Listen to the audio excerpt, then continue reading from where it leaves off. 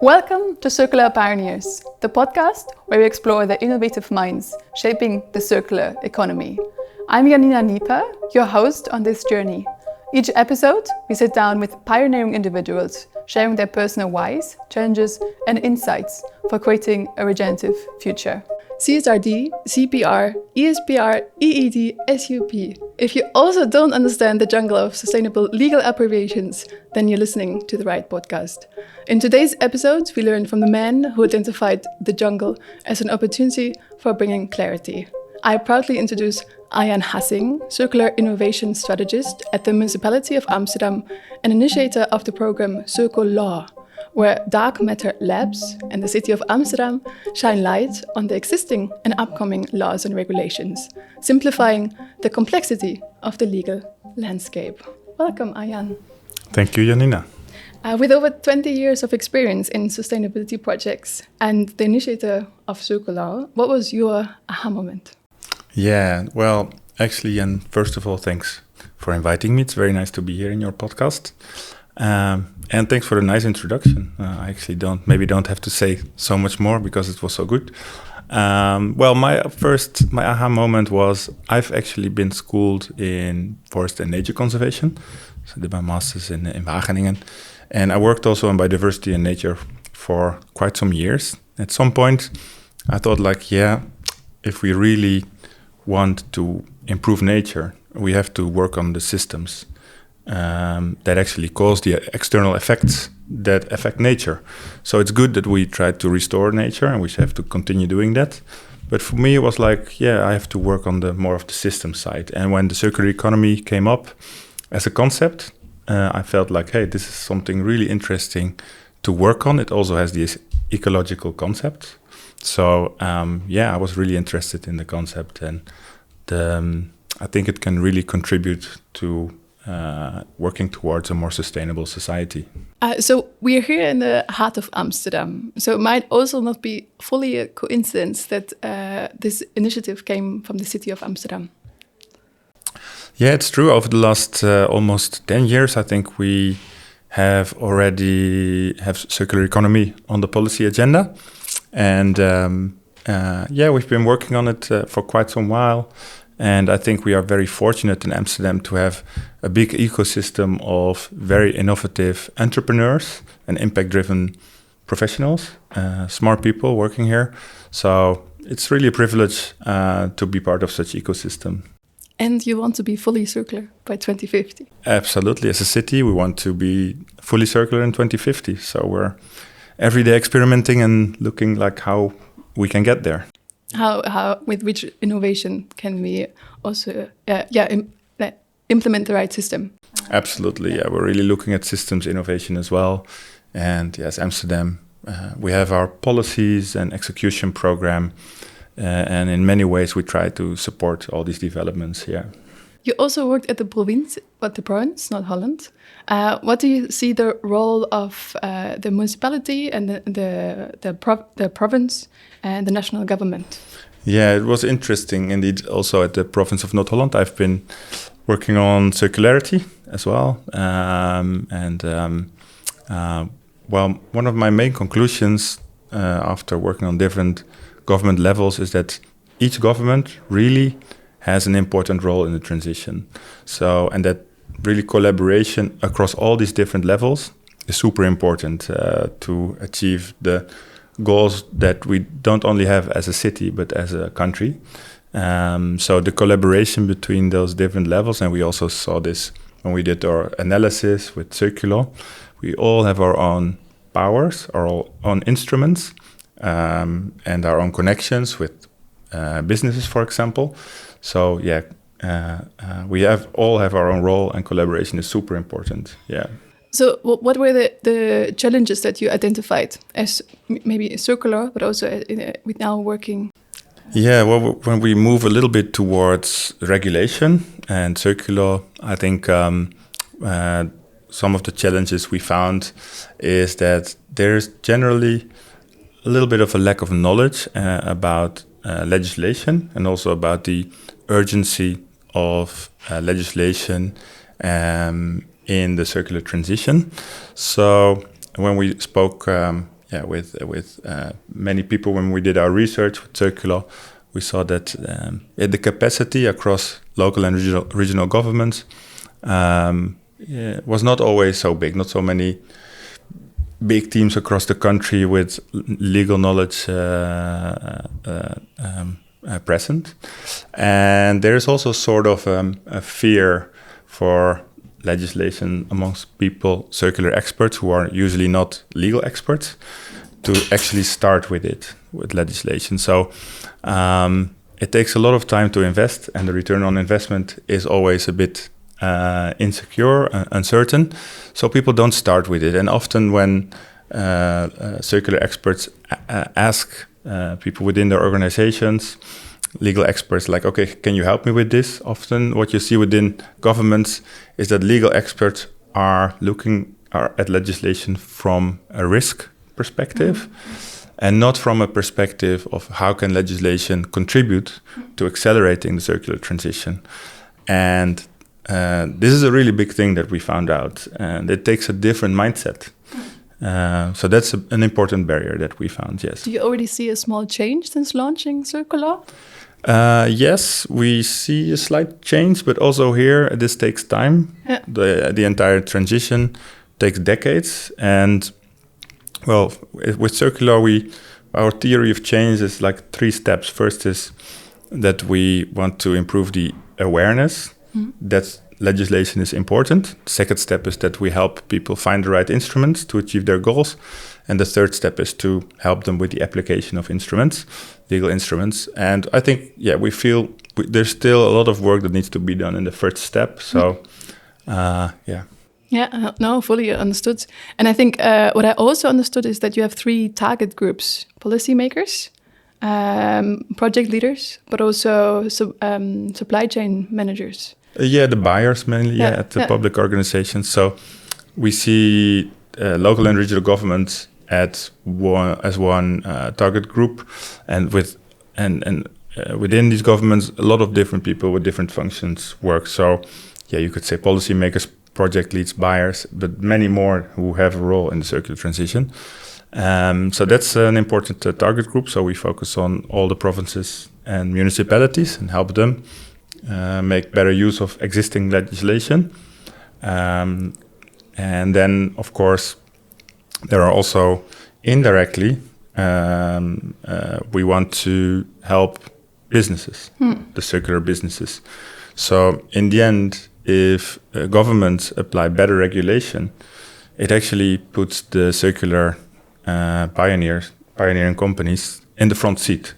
So it's not only creating a level playing field for them, but even more, because they already have and already produced and developed the products and services that actually fit all those new standards and circular criteria. So once we as cities, municipalities and provinces apply these criteria, they are immediately in the advantage.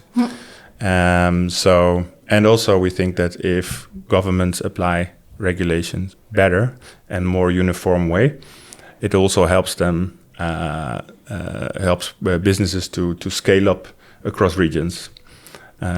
Because now sometimes you see that different municipalities apply different criteria, for example. So that's also what we try to achieve with CircuLaw, more uniform. Also unifying, simplifying, making it accessible. Exactly. And if any policy advisor or maker is listening, you would say, don't be so risk adverse. See it as a chance or an opportunity, as a toolkit. Absolutely. And if it seems confusing, maybe you visit CircuLaw. Is that what you would give the listener? Absolutely, of course. Yeah, definitely. And well, maybe it's also good. I can explain a bit more also about the way we try to develop the instruments. Maybe it's a good moment so that listeners also get an idea of that.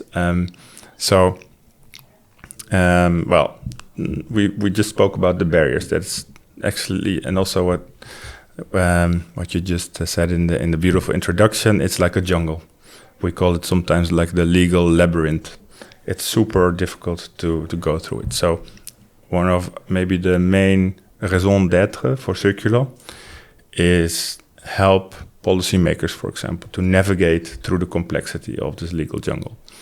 And what we do is we actually scrape laws. So we look at all kinds of different laws. So first we look at the different themes, for example, circular construction. And then we do a systems analysis. We dive into the different product chain phases. So from resources to design to construction, the usage, and the harvesting of the products, of the materials. And in this system, we look like, okay, what are the hotspots and where are the barriers in the system? And then like how can legislation help in each of these phases to make things more circular. And you do that Netherlands-wide, or is that Europe-wide? So we started with the existing legislation in the Netherlands. And last March, during the week of the circular economy in the Netherlands, we launched our second big part of the website, which is EU legislation. Okay. So because we've been doing, like 1 year before we launched the first part on national legislation, and then once we were launched, we got a lot of requests that, hey, there's so much legislation coming from Europe. Isn't it also valuable to add a European part? And so we did. Nice. So we developed that, and we dove into even a more bigger jungle of the EU legislation. We mapped everything, and it's really huge.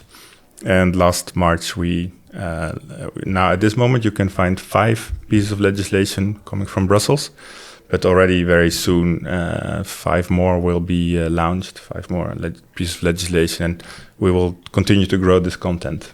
Yeah, super. I find it super important to have this clarity, and I can imagine that also anyone listening would agree that the abbreviations, they don't mean anything unless you understand if those laws maybe already are implemented or not. And I think that's one of the nicest feature of CircuLaw, that you can see what is the current status of the law. Is it still in discussion? Is it already implemented? Where maybe are we still able to lobby, for instance? Yeah, absolutely. And it's really also what we are, this is a very good point actually. So with this, especially for the European legislation, we're keeping a log of status log of where the piece of legislation is and what the status is. So we actually want to empower local and regional governments to also influence the legislation at the right moment. And because if you look at it, there's often quite a lot of room still from the moment like a directive is coming from Brussels and it will be translated then into national legislation. There's quite a lot of room on how you translate this for a member state, for a national government. So when the legislation is translated from European legislation to national legislation, there's a lot of, or sometimes a lot, sometimes a little room for national governments to determine how strict rules will be on a national level, or for example also on what level certain responsibilities or powers are attributed. So is the national government doing responsible itself, or a lower government like a regional government or local government like a municipality? So this means that it's very important for municipalities and provinces to know at what moment they have to talk with ministries about what's coming. And you're also giving advice on that. So CircuLaw empowers local municipalities and provinces to understand the timing.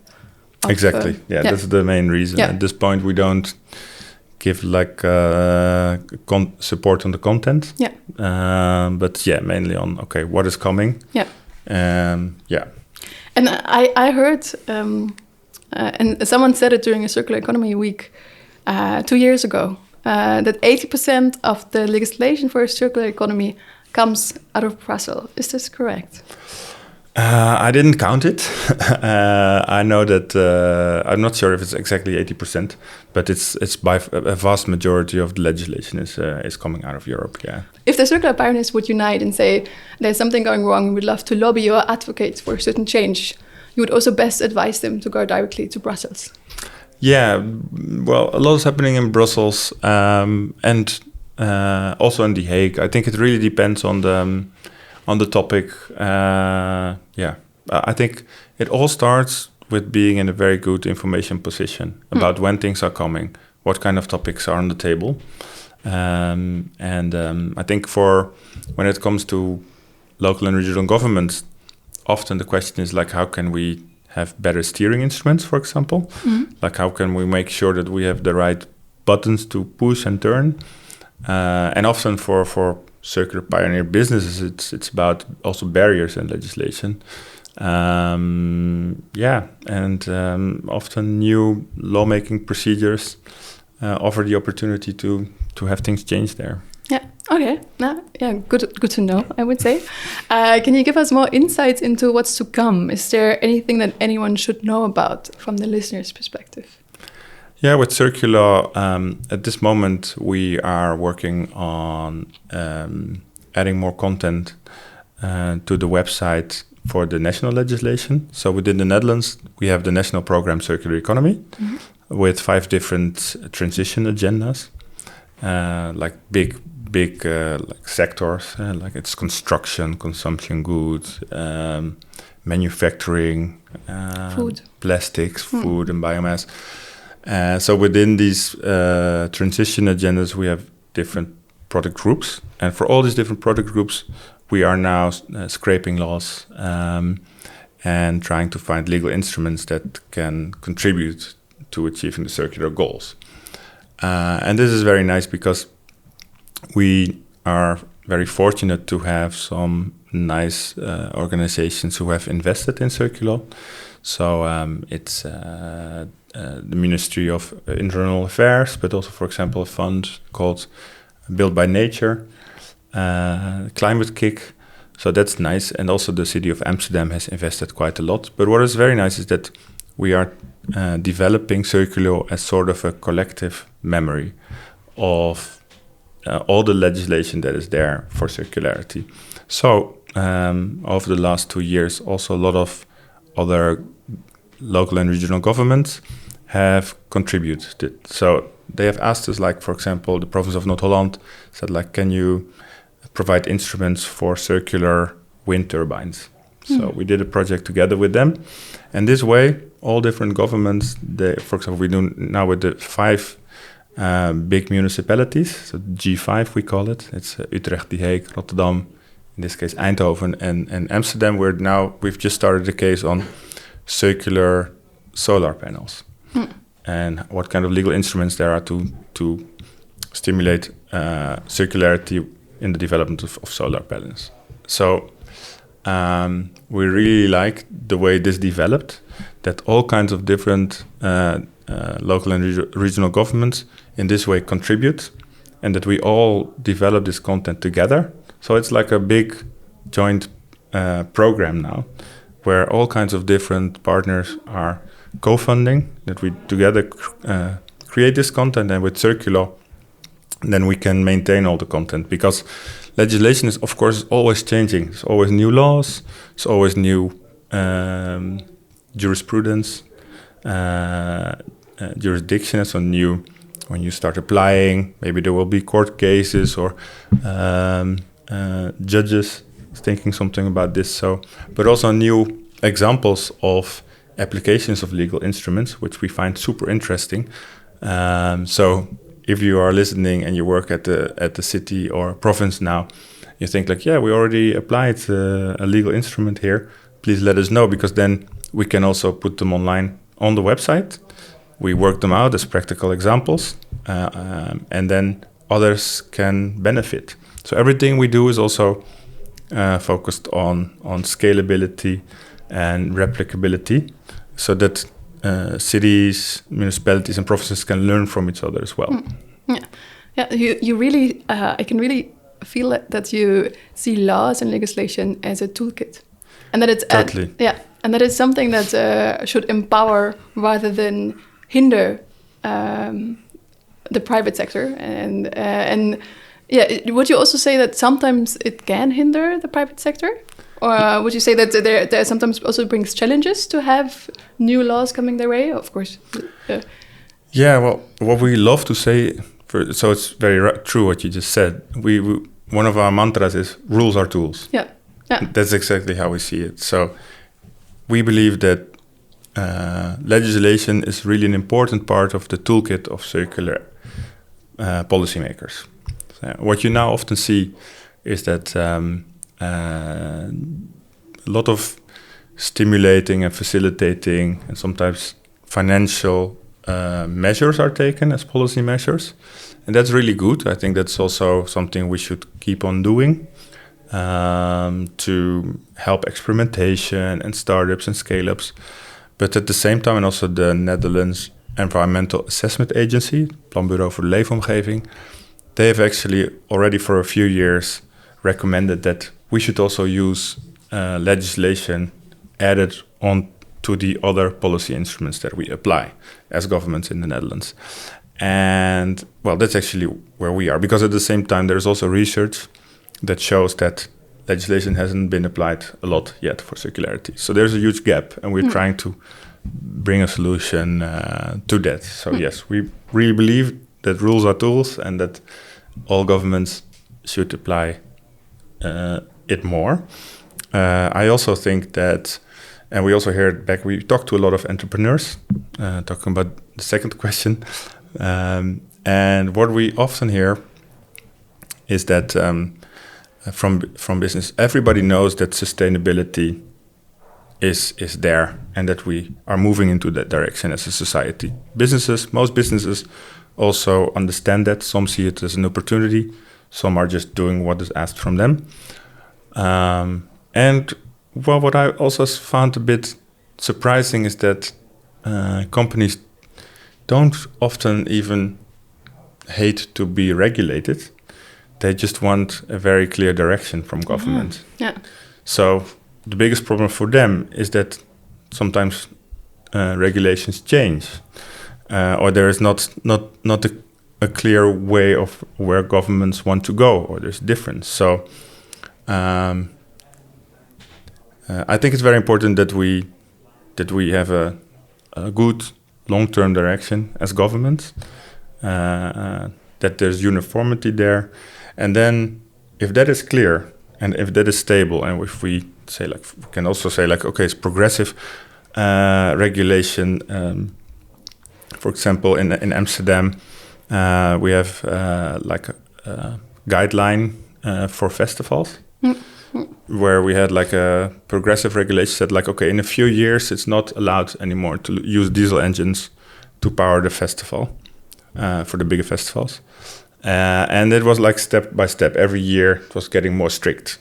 So the effect actually was that festivals, which are very creative environments, of course, with a lot of creative businesses and people, and they were okay, we're going to fix this. So within a few years, what you actually could see was that there was a super fast, they developed a complete system with big batteries and software, hardware, so that they could work on this big peak volumes in the electricity. So, that they were able to provide this with electricity alone. And within 5 years, such completely new system was created, and a whole network of companies developing these batteries and this software and stuff. It is now there. It's the new market. And the cool thing is that also from there we can also now see utilize this kind of innovations to see how we can now get to emission-free construction sites in the city. To also reduce the emission. So the point is here, okay, if we are clear in the direction of where we're going, we will also stimulate innovation. But we have to be clear in that as governments. And that's, I think that's very important when it comes to regulation. Yeah, so providing clarity, and that's also what you are achieving with CircuLaw. Is that, as a side note, is this also the reason that digital in Amsterdam was so progressive in its sustainability standards? I think it's not the reason. I think it's really in their DNA as well. Okay. Yeah. Again, there we are very fortunate in Amsterdam to have super progressive organizations and businesses who really like it and see it as a challenge to work on this and to innovate. Yeah. And to also work on a better future. Yeah. So I think this is really a dynamic that, it strengthens each other. Het versterkt elkaar, as we say in Dutch. I just a few weeks ago I visited Digital Sustainability Tour, and they already explained how they're now not powering it by diesel engine, but actually with alternative means, and that was inspiring to see and to witness. It's very inspiring to see. It's like a microcosmos, the festivals, but there's a lot of room for experimentation. And we're also working together with them to see, not from CircuLaw, but as a city of Amsterdam, to see how can we work together and also use this kind of festivals as an field lab or a place of experimentation to test all kinds of innovations that we can then later also use in the city. Yeah. I have one, before we come to the closing, I have one question. Do you also see opposing laws? Because I witnessed the launch of the System Transformation Hub at the European Commission. And there, Kurt Vandenberg was saying what he's currently witnessing is a lot of the opposing laws. You have a climate law and a circular economy law, and where the climate law is actually not in line with, for instance, the circular economy law, and that they are now trying to work on system transformation, just as you are. Do you see that also with circular? That you see that maybe what you're mapping might interact with other laws that are in place that go in a different direction? Yeah, well, what we see, another answer I could have given to your last questions about how can legislation be in the way, is also from CircuLaw. When we look at legislation, we really also look at, like, is it practical and workable? So is the legislation consistent? Is it unambiguous? And well, to be fair, that's not always the case. Legislation is always the result of a political process. So and sometimes the result can be that there's a bit of watering down, or it loses a bit of its edge or its clarity. So that can happen, and so that's a thing, you know. For us, we hope that the opposite is true. That is coming out of this enormous process that is taking place first in Brussels, mostly in Brussels, and then in the Netherlands, in our own member state. And another thing is that, well, what you just said, sometimes the legislation is not always coherent. Yeah. That is, we identify that sometimes, and it can sometimes also be a bit opposing. Yes, but it's a reality we have to work with. The Green Deal alone is already so huge, and a lot of the legislation is developed in different departments of the European Commission. So it's not all made from like one top-down place where everything is being developed in coherence. It's more of, it almost seems like a bottom-up process. And we have to work with the outputs of it, and we sometimes try to actually make the connections there. And we also see it as a challenge, and maybe our role to we only have 5 pieces of legislation now, but in the future when we have more, we will also make more connections and try to fit everything more together, so that people can also have more overview and insight in how things are related. Yeah. We also, for example, in the future want to connect it on a theme or product team level, because we think that's an interesting touch point, for example, and then also connect the upcoming legislation from Europe with the national legislation that is already there. So that as a user, at least, when you're working on a certain theme, like construction or like electronics or whatever, that you can see that we connect the dots for the user to see like, okay, you have to deal with this, you're dealing with this, or the opportunities are in this and this national legislation, and this is coming from Europe. Yeah, I think that's the most practical way of connecting things. Yeah, exciting. It sounds really like CircuLaw is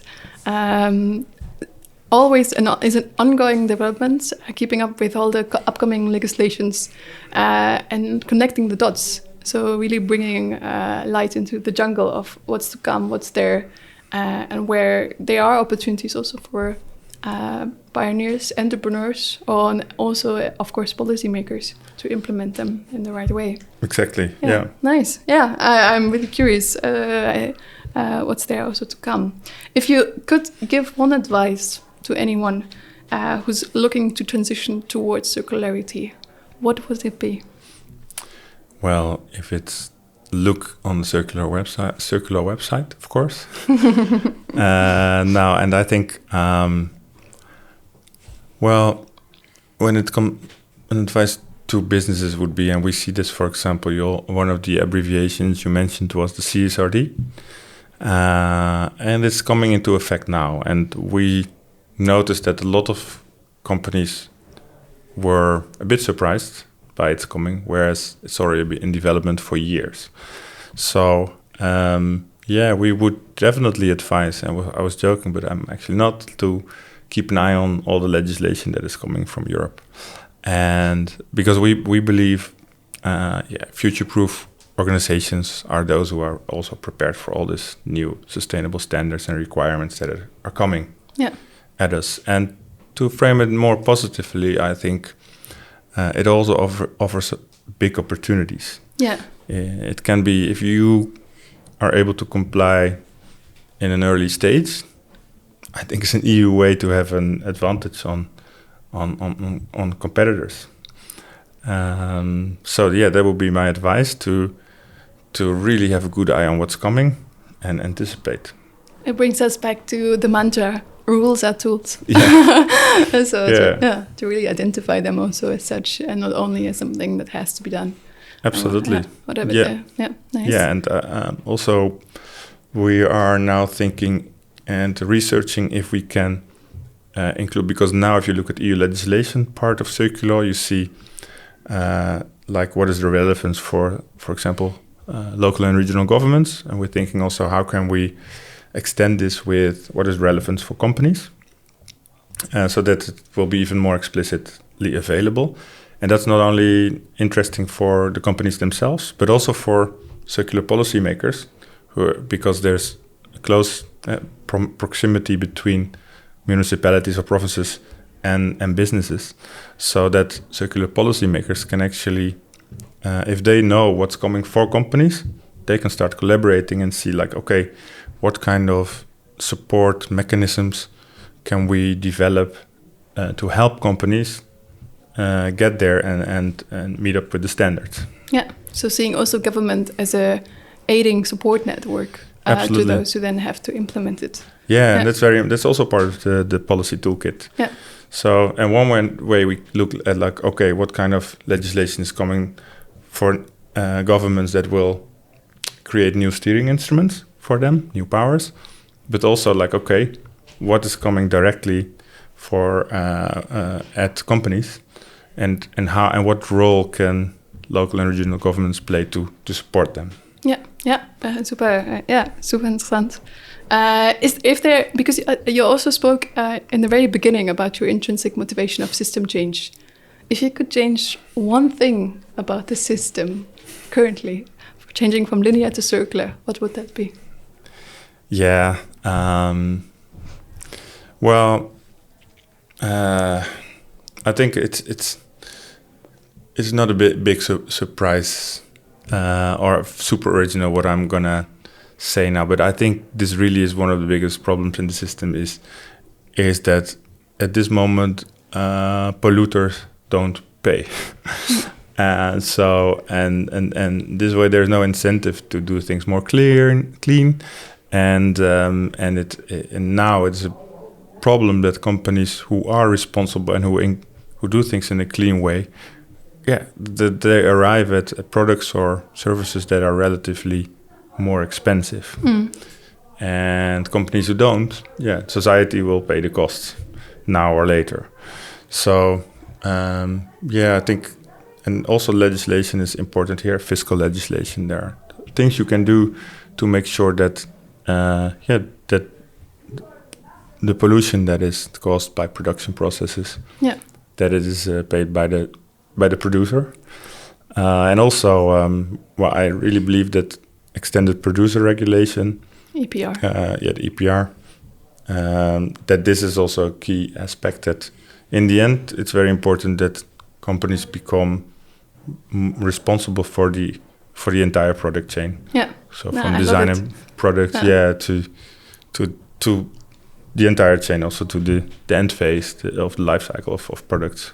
Yeah, I also always think that the extended producer responsibilities always brings us back to where it really goes wrong in the system, the planned obsolescence, that we actually produce to waste in order to keep the consumption up. Yeah. So I think that's a nice one. So what's the last thing that gave you hope? Well, I've already mentioned it a little bit. I think what gives me hope is when I look around in Amsterdam. And, before we sat down, you already explained that a couple of weeks ago, you were also part of the Circular Entrepreneurs Dinner that was organized by the city. When you look around on these kind of events, you see how many super impact-driven, smart professionals and experts are working on new products and services, circular, sustainable, and the energy that is there, that it gives me a lot of hope.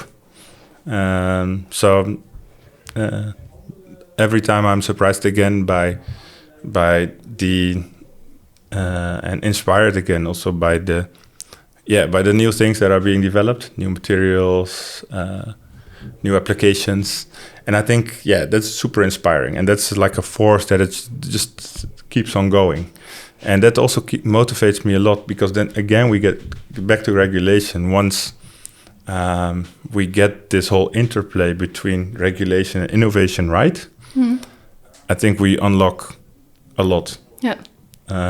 We unlock like the scaling up to a circular economy. So it gives me really a lot of hope too.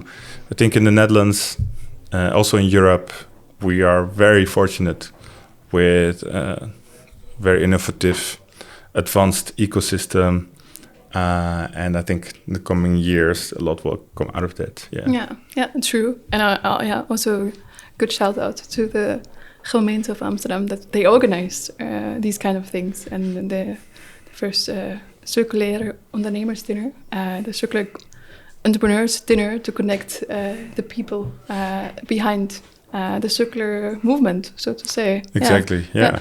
That's truly. I also agree. That gives you hope and momentum.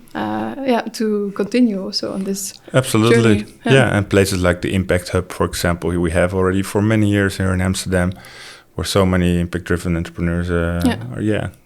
But also in the harbor, the Port of Amsterdam, there's lots happening with Prodoc, for example. So it's a very rich. And not only Amsterdam. I mean, we have Blue City in Rotterdam.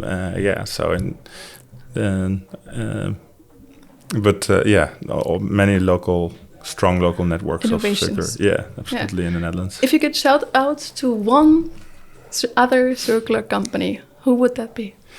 Just to stay in the realm of where we operate. So our main focus group is governments, of course, regional governments, local governments.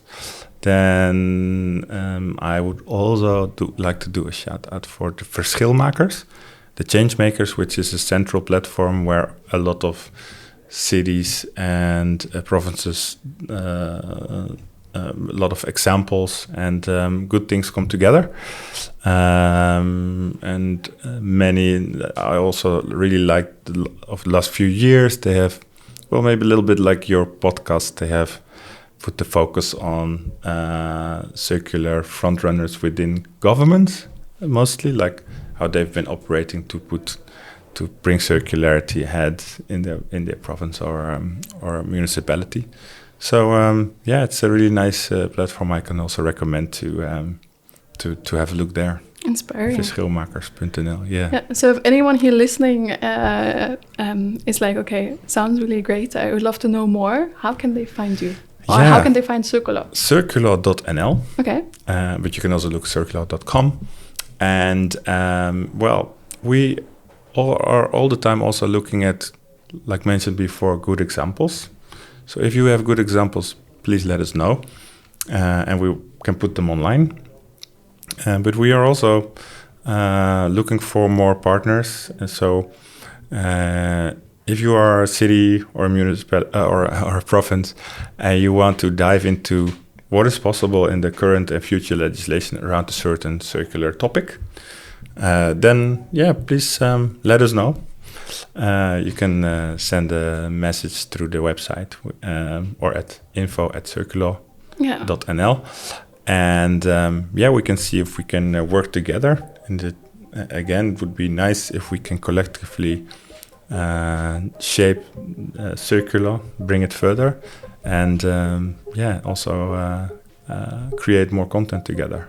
Yeah, thank you so much for being here, for sharing your insights and your ahas. Thanks all for listening. We learned a lot about what's there to come, bringing clarity into the jungle, and also where you can find that if you were in need of knowing more. And we learned also that the best thing that we can do is being informed of what's there to come. So this is what you can find as you visit CircuLaw. Thank you for coming. Thank you, Janina. Thank you very much for having me. Thanks a lot for watching Circular Pioneers. We bring the stories of the pioneers to you, to inspire you and to create action. Support us by subscribing, liking and sharing. If you know someone who can sponsor us, share the link of our Circular Pioneers podcast. Your support is much appreciated.